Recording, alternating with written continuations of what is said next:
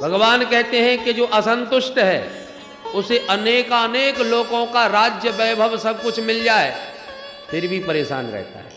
इतना तो मिल गया, इतना और मिल जाता। तृष्णा का पेट बहुत बड़ा होता है, कभी नहीं भरता। इसलिए जिसके हृदय में तृष्णा भरी है भीतर, वो कितना भी अरबपति हो जाए फिर भी दरिद्र ही रहता है। होवा दरिद्रो ही विशाल तृष्ण, और श्रीमांश्च को यस्तु समस्त तोष। वही बात भगवान कह रहे हैं, अकिंचनोपि संतुष्ट शेते सर्वांग विज्वर। घर में फूटी कोणी भी ना हो, एकदम अकिंचन हो, परंतु हृदय यदि उसका संतोषी है तो उसके समान धनवान कोई नहीं। उसके मन में कहीं कभी कोई पीड़ा होती ही नहीं, क्योंकि सबसे ज्यादा जीव को परेशान करने वाली, पीड़ा देने वाली तो उसकी कामनाएं हैं, अनंत इच्छाएं हैं। अब महाराज ये बताइए, आप मेरे इस दुर्गम दुर्ग में पधारे हैं तो कोई विशेष कार्य से ही आए होंगे। सर्वम नो ब्रूह्य गुह्यम चेत। अब आप कौन से गोपनीय कार्य से आए, किस कार्य की सिद्धि के लिए आए, कृपा करके बताइए। पंडित जी ने तुरंत पत्र निकाल के रुक्मिणी का भगवान के हाथ में थमा दिया। जल्दी से पढ़ लीजिए महाराज, समय बहुत कम है, पत्र पढ़ के आप सब समझ जाएंगे। भगवान बोले पंडित जी आप ही सुना दीजिए। पंडित जी बोले महाराज आपका प्राइवेट पत्र है, कोई राज्यसभा में राजनीतिक पत्र नहीं है जो सबको सुना दूं। भगवान बोले ब्राह्मण, कोई भी रहस्य मैंने आज तक अपने ब्राह्मणों से कभी नहीं छुपाया। इस पत्र में जो भी रहस्य हो आप निसंकोच खोलिए और पढ़ के सुनाइए। जो आज्ञा महाराज। पंडित जी ने पढ़ना प्रारंभ किया। रुक्मिणी पत्र में लिख रही हैं क्या? बोले श्रुत्वा गुणान भुवन सुंदर शृण्वतां ते निर्विश्य कर्ण विवरै हरतोंगतापं रूपम दृशां दृश्यमतामखिलार्थलाभं त्वय्यच्युता विशति चित्रमपत्रपं मे त्वय्यच्युता विशति चित्रमपत्रपं मे। दो संबोधन किए रुक्मिणी जी ने, हे अच्युत और हे भुवन सुंदर। आप त्रिभुवन सुंदर हैं, आपकी महिमा बहुत ज्यादा सुनी है, देखा कभी नहीं, पर आपकी प्रशंसा सुनते सुनते मेरे हृदय पटल पर आपका एक सुंदर सा चित्र अवश्य अंकित हो गया है। काल्पनिक चित्र मैंने अपने हृदय में बना लिया है। कान तो सुन सुन करके तृप्त हो रहे हैं, पर नेत्र तरस रहे हैं। नेत्रों का वह परम लाभ न जाने मुझे कब प्राप्त होगा जब आपके दर्शन मिले। अब आप सोच रहे होंगे भेंट कभी भई नहीं, आमना सामना कभी हुआ नहीं, तो ये पत्र इतनी जल्दी कैसे डाल दिया। रुक्मिणी लिखती हैं, प्रभु मैंने तो आपका चित्र अपने हृदय में बना लिया और आपको ही अपना जीवन धन सर्वस्व मान लिया, परंतु दुर्भाग्य से परसों ही मेरी बारात कहीं और से आ रही है। तो ऐसा ना हो कि शेर के भाग को कोई गीदड़ उठा के ले जाए, इसलिए आपको सावधान कर रही हूं कि आइए और वीरता का शुल्क दे करके मुझे यहां से ले जाइए। आप कहोगे कि वीरता तो हम दिखाएंगे, पर तुम्हारा हरण करने के लिए तो तुम्हारे भाइयों पर ही हाथ उठाना पड़ेगा, तुम्हें अच्छा लगेगा? तो रुक्मिणी कहती है ऐसा न करना महाराज, मेरे भाइयों का वध करके किसी को मार करके फिर आप मुझे लेके आए, ये नहीं महाराज। उसका एक उपाय है। क्या? अंतःपुरांतरचरी मनि हत्य बंधु त्वामुदवहे कथमिति प्रमदाम्यपायम् पूर्वेद्युरस्त महती कुलदेवी यात्रा यस्यां बहिर्नववधू गिरिजामुपेयात् गिरिजामुपेयात्। हमारी कुल परंपरा अनुसार जिस कन्या का विवाह होता है वो विवाह से पहले गिरिजा मंदिर में पूजा करने जाती है। उस परंपरा अनुसार मैं भी जाऊंगी सखियों के साथ, तो उसी मंदिर में आप दर्शन देने पधारिएगा महाराज, तो सारी बात बन जाएगी, कोई झगड़ा नहीं होगा। और कहीं आप नहीं आए समय पर तो इतना याद रखिए प्रभु, 100 जन्म अभिष्यात, 100 जन्म लेने को तैयार हूं, और विवाह करूंगी तो केवल आपके साथ।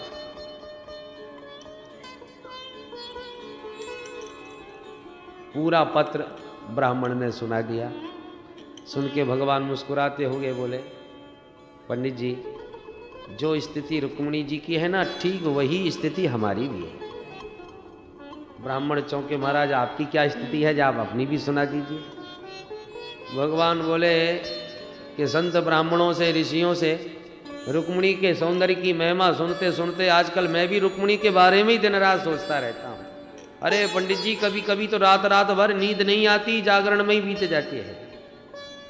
तथा अहमपि तच्चित्तो निद्रां च न लभे वेदाहम रुक्मिणा द्वेषान्ममोद बाहो निवारितः। मुझे मालूम है कि रुक्मिणी मुझे बहुत पसंद करती है, पर उसका भाई बहुत विघ्न डाल रहा है, उसी की वजह से सब गड़बड़ हुआ है। पर कोई बात नहीं, अब रुक्मिणी का संदेश मिल गया है, उसकी मन स्थिति स्पष्ट हो गई है, तो अब देर करने की आवश्यकता नहीं, आप जल्दी तैयार हो जाइए। अब भगवान तुरंत खड़े हुए, 4 घोड़े छांटे, सुग्रीव, मेघपुष्प, बलाहक, शैब्य, ये भगवान के घोड़ों के नाम है। 4 उच्चई श्रवा के समान गतिमान उन अश्वों को लाकर रथ में नियुक्त करके भगवान बोले, पंडित जी आइए जल्दी से, हाथ पकड़ के बैठाए रथ में, और 9 2 11 हो लिए। जो गोविंद का रथ दौड़ा, दाऊ जी ने देख लिया। अब रात का समय हो रहा है, आवाज लगाइए द्वारकाधीश, पर तब तक तो न जाने रथ कहां का कहां पहुंचा। दाऊ जी चिंतित हो गए, सेवकों को बुलाया, क्यों भाई, ये रात हो रही है और ये द्वारकाधीश कहां भाग गए अचानक रथ लेकर के बिना कुछ बताए, तुम्हें मालूम है? सेवक बोले, सरकार एक पंडित जी आए थे और कुंडनपुर के थे, इतना तो हमें मालूम है, कुछ एक पत्र भी लाए थे वो भी मालूम है, पर भगवान जाने अंतःपुर में ले जा करके उन पंडित जी से क्या क्या बातें भाई ले जाते हुए हमें भीतर दिखाई पड़े, और बाद में बाहर आकर के सीधे रथ में दौड़ते नजर आए। कहां जा रहे हैं, क्यों जा रहे हैं, क्या कार्यक्रम है, किसी को कुछ नहीं पता। दाऊ जी बोले, वो पंडित जी कुंडनपुर के थे, ये बात पक्की है? बोले, ये पक्की है। दाऊ जी बोले, तो आगे का कार्यक्रम भी हमको सब पता है, आपको क्या पता? दाऊ जी बोले, परसों कुंडनपुर की राजकुमारी रुक्मिणी का स्वयंवर है, और शादी का कार्ड आता तो सबको दिखाया जाता, पत्र गुप्त है, इसका मतलब दाल में कुछ काला है। अब तुम जल्दी से बाराती बनो, मेरे साथ चलो, मैं भी तैयार होके चलता हूं, क्योंकि वहां कुछ भी हो सकता है। शिशुपाल बारात लेके आ रहा है, तो शिशुपाल की बारात में जरासंध जैसे बड़े बड़े दिग्गज राजा महाराजा सब आएंगे, और कृष्ण के नैया तो अकेले चले गए, मुझे पूरी तैयारी के साथ चलना होगा। दाऊ जी का प्रभु के प्रति वात्सल्य भाव है, मेरा छोटा भैया है, अकेला कहीं समस्या में फंस जाए, तो पूरी नारायणी सेना तैयार करके दाऊ जी ने हलमूसल संभाले और पीछे से दौड़ लगा दी। सवेरा होते होते प्रभु का रथ कुंडनपुर की सीमा में पहुंच गया। भगवान बोले, पंडित जी कुंडनपुर आ गया, अब आप जाकर के रुक्मिणी को समझाइएगा कि हम आ चुके हैं, वो किसी प्रकार से भयभीत न रहें, जैसा पत्र में लिखा है वही सब होगा। जो आज्ञा प्रभु। चल पड़े पंडित जी। इधर हल्ला मच गया पूरे कुंडनपुर में, बारात आ गई, बारात आ गई, क्योंकि शिशुपाल आ चुका था बैंड बाजे के साथ। रुक्मिणी ने कहा, पिताजी सुन लिया आपने, बारात आ गई है, मैं जनवासे आदि का प्रबंध करने जा रहा हूं, और आप सगाई का सामान लेके जल्दी आ जाओ, क्योंकि मैं उस दिन केवल बात करके आया था, सगाई वगाई तो कुछ हो नहीं पाई थी। ठीक है बेटा चलो।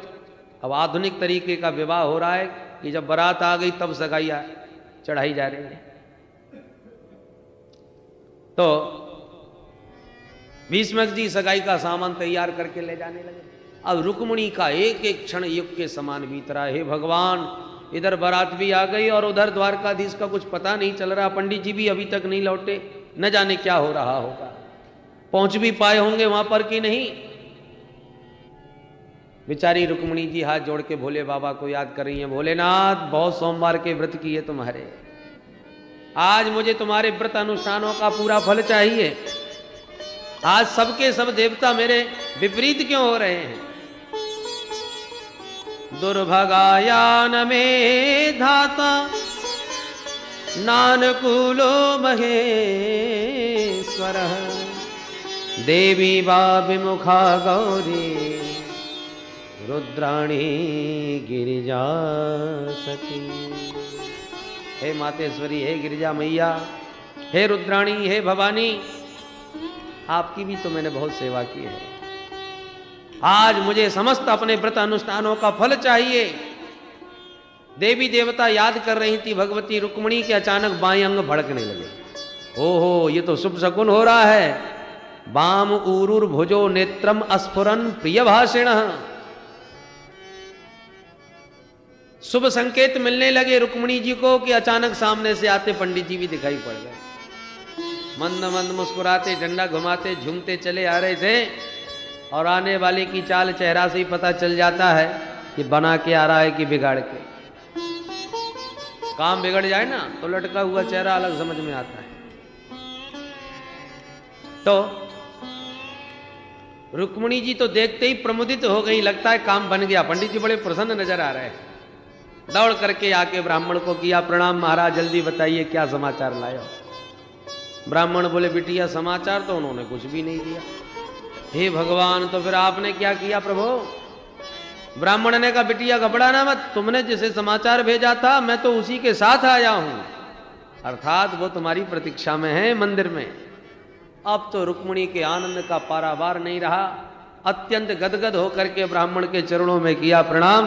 महाराज तुम्हारे इस ऋण से मैं जीवन में कभी उऋण नहीं हो पाऊंगी। बारंबार प्रणाम नमस्कार करके ब्राह्मण को विदा किया और तुरंत अपना दिव्य श्रृंगार करके भगवती रुक्मिणी जी चल पड़ी।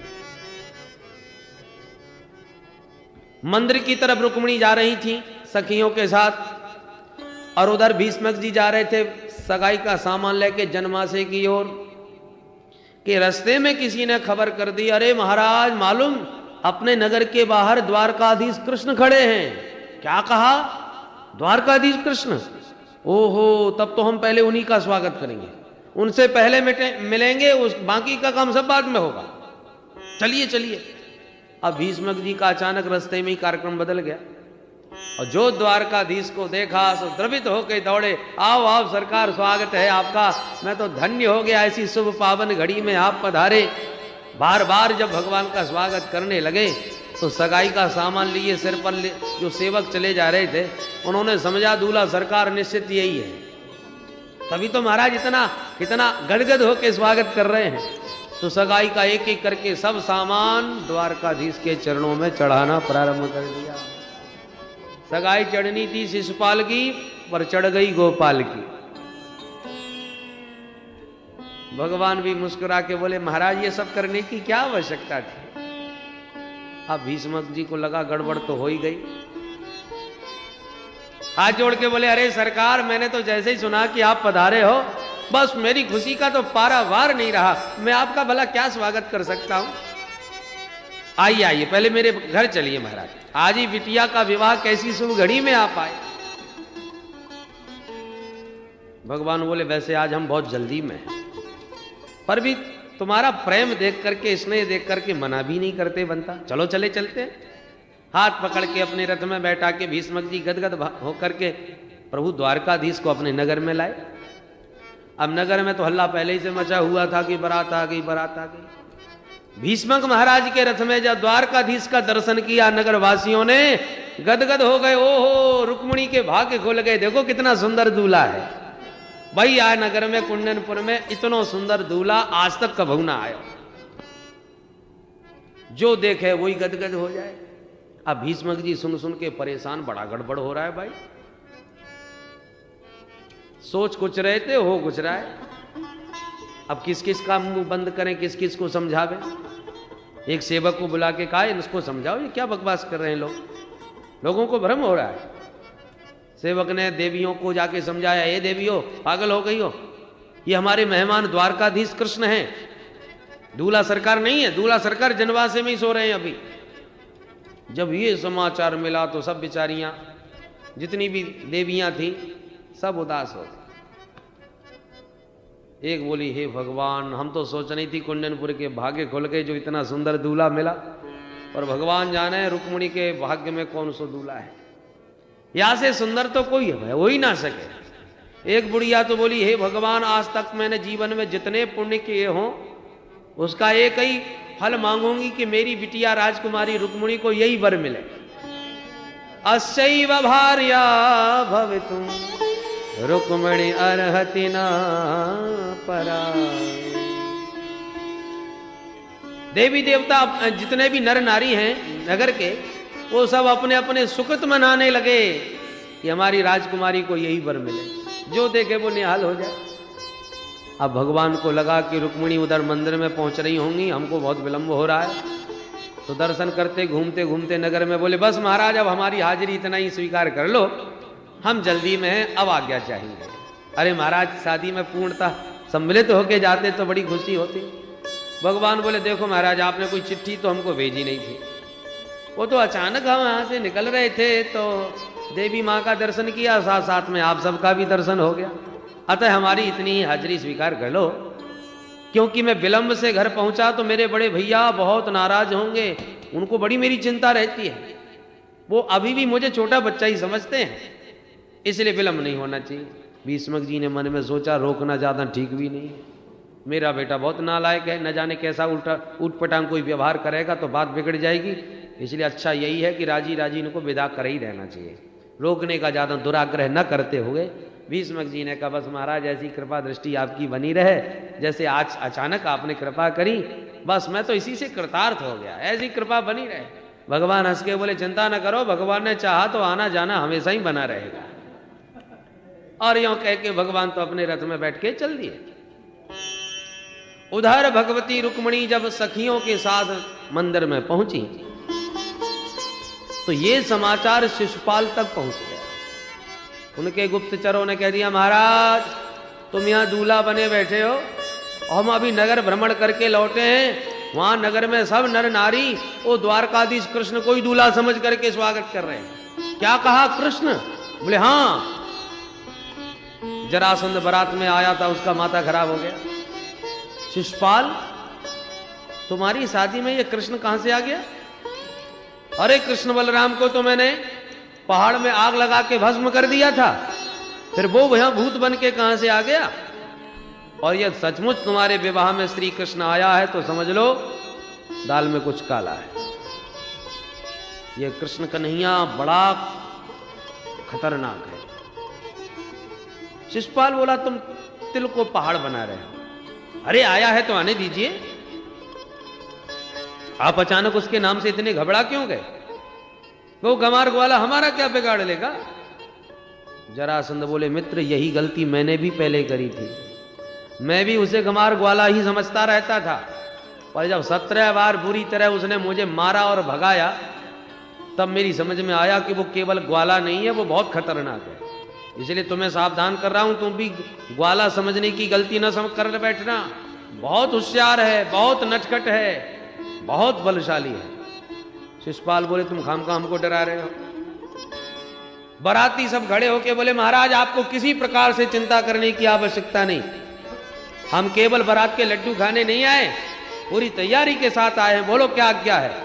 शिशुपाल बोला, तो जाओ नगर को घेर लो, कहीं कोई उपद्रव न होने पावे। बोले महाराज तो ठीक है, हम जा रहे हैं। सारे सैनिक ले ले हथियार दौड़े, पता चला रुक्मिणी मंदिर में पूजा करने गई है, तो दौड़ के सैनिकों ने सारा मंदिर घेर दिया, सुरक्षा घेरे में ले लिया। और मंदिर में बैठी रुक्मिणी जी देवी मां की पूजा करके प्रार्थना कर रही है, नमस्ते त्वाम्बिके भीक्षणम स्वसंतानयुतां शिवां भूयात् पतिर्मे भगवान् कृष्णस्तदनुमोदता।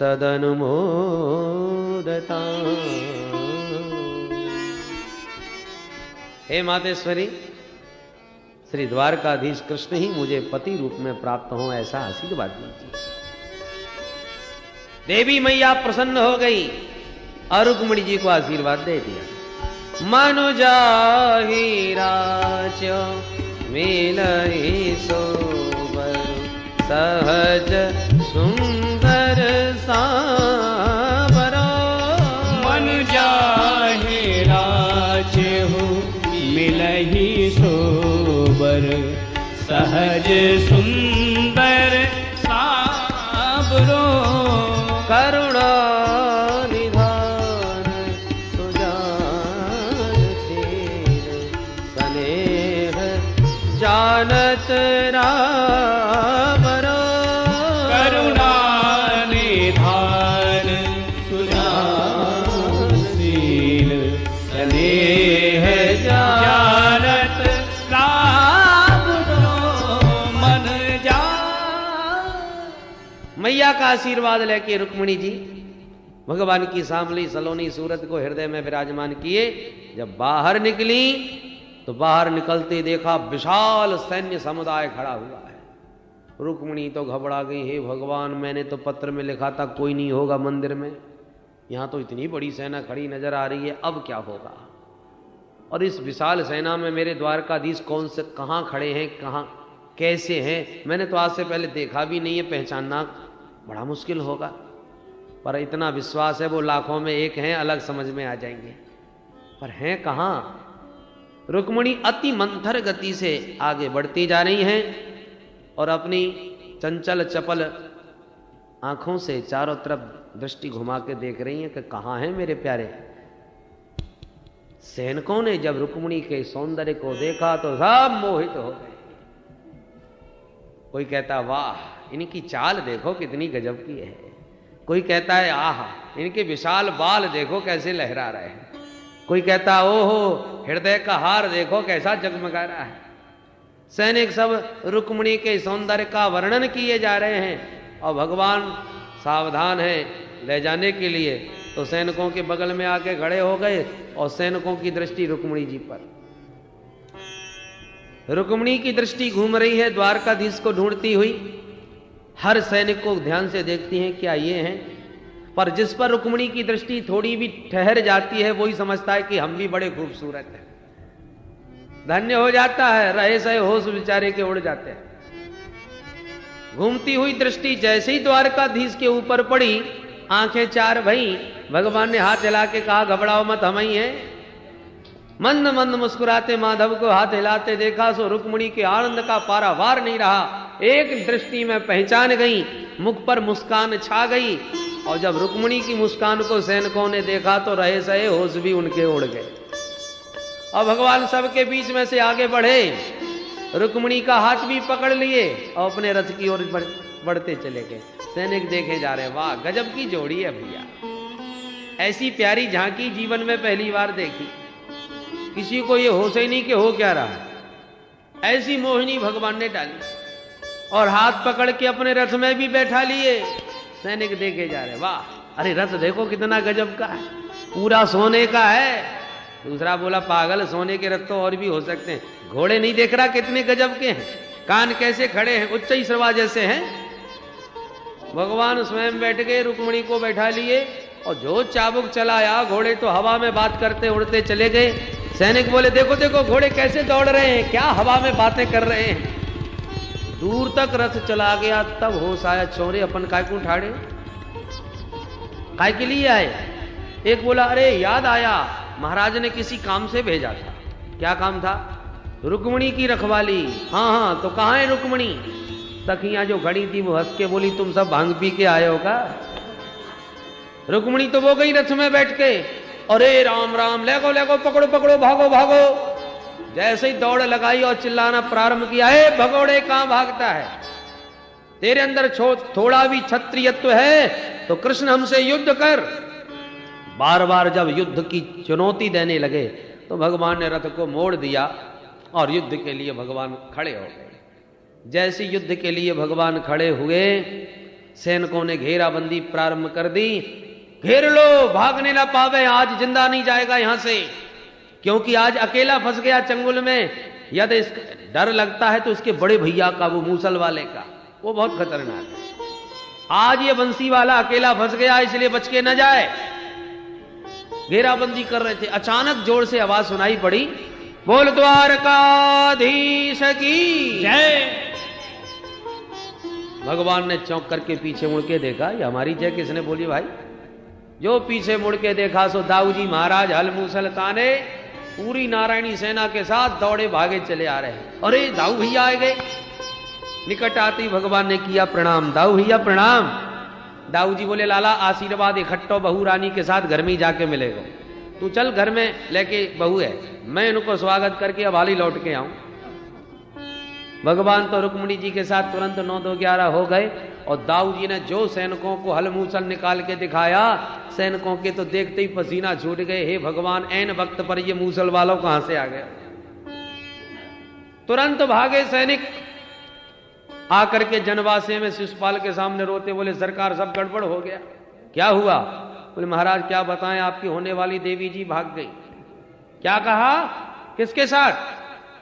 बोले महाराज वही काला काला मुरली वाला आया, सबकी आंखों में धूल झोंक करके कब कैसे पागल बना के ले गया पता ही नहीं चला महाराज। अब तो ले तलवार मारने को दौड़ा सैनिकों की ओर शिशुपाल। जरासंध ने हाथ पकड़ के कहा, मित्र रहने दो, अब इन पर क्रोध करने से कोई फायदा नहीं, मैंने पहले ही सावधान किया था। वो काला काला मुरली वाला बहुत खतरनाक है, मैं भुक्तभोगी था, तुम्हें भी सावधान किया, तुमने मेरी बात पर ध्यान नहीं दिया। शिशुपाल बोला सब गड़बड़ हो गया मित्र, मैं तो आत्महत्या करके अब यहीं मरता हूं, मैं जिंदा नहीं जाऊंगा, क्योंकि बैंड बाजे के साथ बारात लेके आया था, बिना बहू को लेके जाऊंगा, दुनिया उपहास करेगी, भाभियां जिंदगी भर मेरे को उलाहना देंगी, मेरा उपहास उड़ाएंगी, ये भी कोई जिंदगी है? जरासंध ने देखा शिशुपाल बहुत बेचारा दुखी हो रहा है, हाथ पकड़ के कमरे में लाके समझाया, देखो मित्र, जीवन में जय और पराजय तो आती ही रहती है, और छात्र जीवन में क्षत्रियों का तो ये काम ही है। भो भो पुरुष शार्दूल दौर मनुष्य मिदम त्यज। पुरुष सिंह होकर के इस प्रकार मन को दुर्बल न बनाओ मित्र, तुम मुझे देखो, शौरहि सप्तदशाहं वै संयुगानि पराजितः त्रयोविंशतिभिः सैन्यैर्जिज्ञ एकमहं परम्। इसी सूरसेन वंशज कृष्ण ने मुझे 1-2 बार नहीं, पूरे 17 बार हराया, 23 अक्षौणी विशाल सेना के साथ हराया, पर हिम्मत मैंने कभी नहीं हारी। तो 18वें युद्ध में फिर मैंने भी उसे ऐसा भगाया कि रण छोर बना, छोड़ जन्मभूमि मथुरा, आज समुद्र में घुसा बैठा है।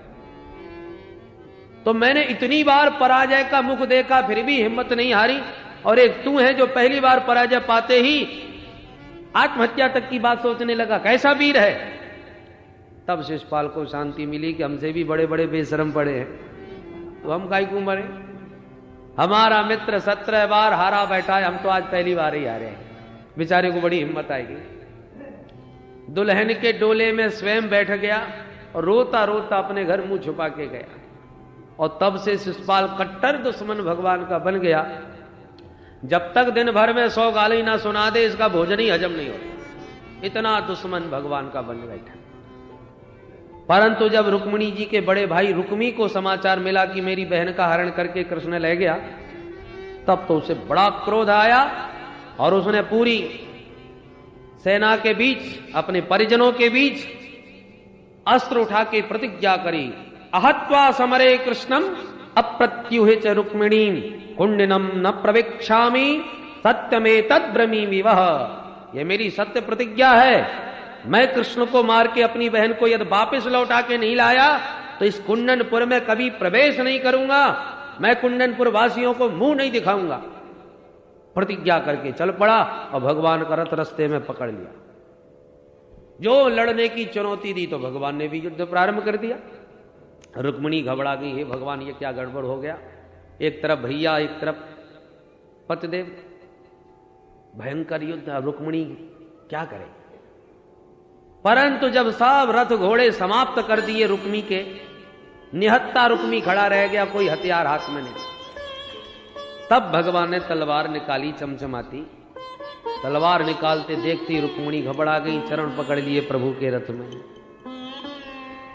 योगेश्वरा प्रमेयात्मन देव देव जगतपते हंतुम नारहसि कल्याण भ्रातरम में महाभुज। हे महाभग, हे योगेश्वर, हे जगतपति प्रभो, बुरा भला जैसा भी सही पर मेरा भैया है। मेरे विवाह की बेला में मेरी आंखों के सामने तो कम से कम मेरे भाई का वध न करो, अन्यथा ये मेरा विवाह जीवन भर के लिए कलंकित हो जाएगा। जब भी भाभियों का वो वैधव्य रूप देखूंगी मुझे बड़ी पीड़ा होगी। भगवान मुस्कुरा पड़े रुक्मिणी को भयभीत देखकर और हंस के बोले, देवी जी ज्यादा मत घबराओ, यह तुम्हारा भैया है तो अब मेरा भी तो कुछ लगेगा। अब मारना थोड़ी है, रिश्तेदार बन गया है, और इसका अभिमान थोड़ा सा तोड़ना बहुत आवश्यक है। तुम घबराना मत। रथ से कूद पड़े प्रभु